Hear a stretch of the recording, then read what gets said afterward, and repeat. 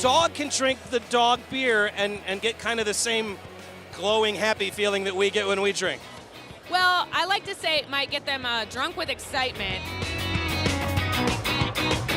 So everyone's just going to be sitting and sipping,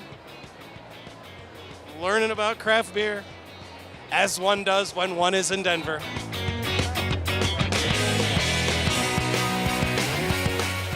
One of the cool things about the Great American Beer Festival is, of course, all the breweries that are here, but also craft beer adjacent industries, like Dickies over here, right? Like every brewery you go to, people were wearing these Dickies shirts, like this one. I got this one from Clock House in Cedar Rapids. So they're here promoting their wares. And there's some other very cool craft beer related stuff going on here. Great products and vendors that aren't breweries. Come with me, won't you?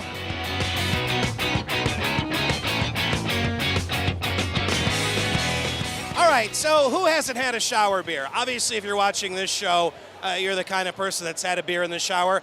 But have you ever used craft beer as a shampoo? I've heard, Brad, that that's a good thing to do, just pour the beer on your head. But that seems like a tremendous waste of beer to me. You know, and it's a little bit cold sometimes, so you don't have to do that anymore with Brew hair care. We've taken the old-time remedy of the beer hair rinse. Back in the day, women used to rinse their hair with beer for strong, soft, shiny hair. We made beer the #1 ingredient in our all-natural craft beer salon-grade shampoos and conditioners. So are there different styles? Is there like an IPA shampoo or like a stout, or how does that work? Actually, we have different regimens for different hair care, but the base is one beer that's beneficial for all hair types. Makes everybody's hair strong and shiny.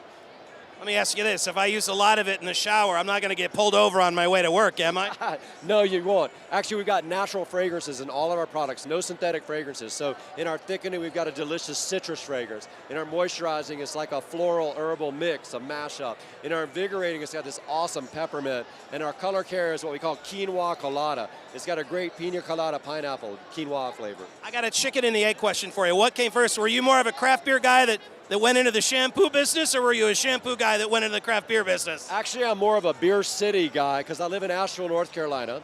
And back around 2009, Asheville just blew up for craft beer. That was before New Belgium even came and before Sierra Nevada came.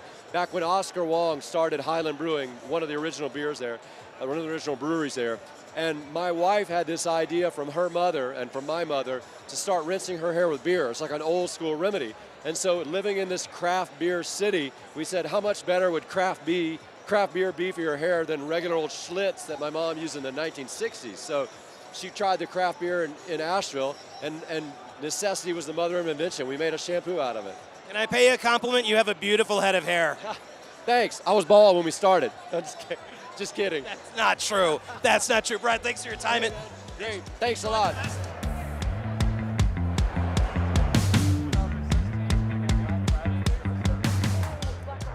You know, with craft beer, pairings are so important.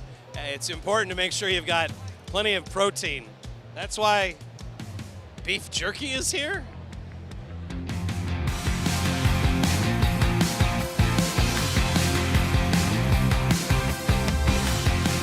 Right, so you want to bring beer home from your favorite craft brewery. Sometimes they'll have crowlers, sometimes they'll have growlers, and those can be great. But you know, I have found sometimes, Nate, when I bring beer home, sometimes the seal isn't the way I would like it to be. Sure. Sometimes I've ended up with beer spilling in the back seat of my car. Sure. What we need is some sort of like foolproof way to bring the beer home safely, and that's where you guys come in, huh? It is, yeah. So we're Eco Vessel. We're based out of Boulder. Basically, have a full line of products that are all triple insulated. So they're all leak proof. They also keep ice and beer cold, you know, for hours, man. The growler up to 72 hours. So we got built-in tea strainers too. So a lot of brewers use this to dry hop, you know, throw the extra hops in there, put it back in the growler. So really great products for a hot day. So I know you guys up here in the mountains, you're all about staying hydrated. That's like super important. I mentioned that's how this got started. Did you get started doing this thinking it would be for water and then beer kind of happened?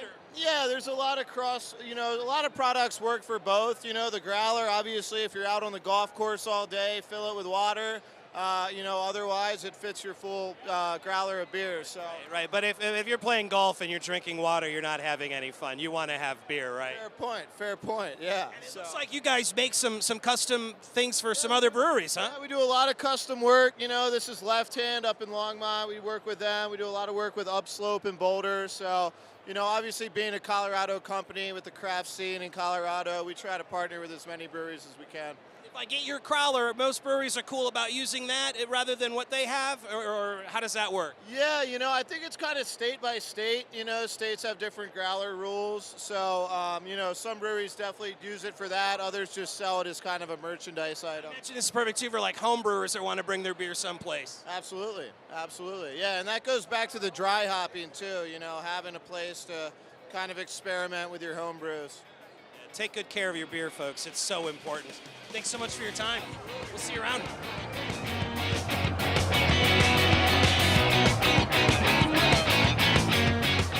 PicoBrew, am I way off? It's like a Keurig, but you make beer on your own? Kind of similar to that. So yeah, it's calling it a Keurig is kind of oversimplifying it. We have several different products. You're going to find, Kevin, I tend to oversimplify things. The homebrewing community here in the United States is the lifeblood of craft brewing here.